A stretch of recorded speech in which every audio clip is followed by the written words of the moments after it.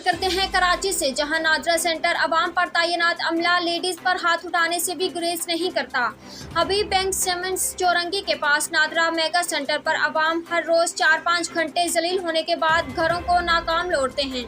इस mega NADRA centre पर कानून की धज्जियां उड़ाकर नाअहल सिक्योरिटी गार्ड तैनात किए गए।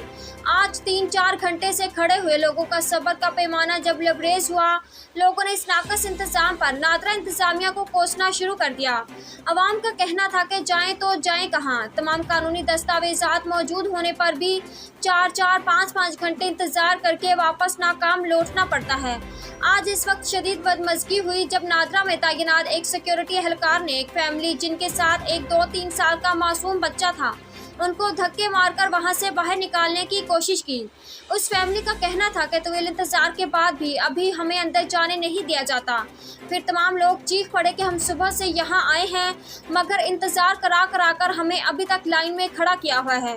उसके बाद नादरा में एक सिक्योरिटी एहलकार ने औरत को धक्के और बट मारने की कोशिश की, जिस पर अवाम ने शदीद एहतजाज किया। अवाम ने मुतालबा किया कि हबीब बैंक नादरा सेंटर पर तैनात अमले का कबला दुरुस्त किया जाए और लोगों को उनके जुल्म सतम से बचाया जाए।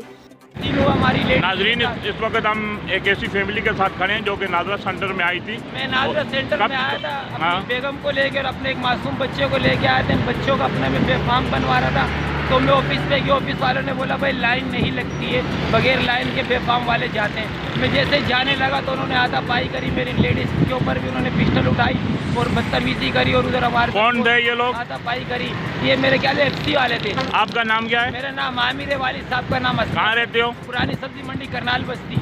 यहाँ से आए हो? जी हाँ। भाजी आप कुछ कहना चाहेंगी? नहीं, ये बेगम हमारी बोल रही है कि कोई बड़ा मसला हो जाएगा।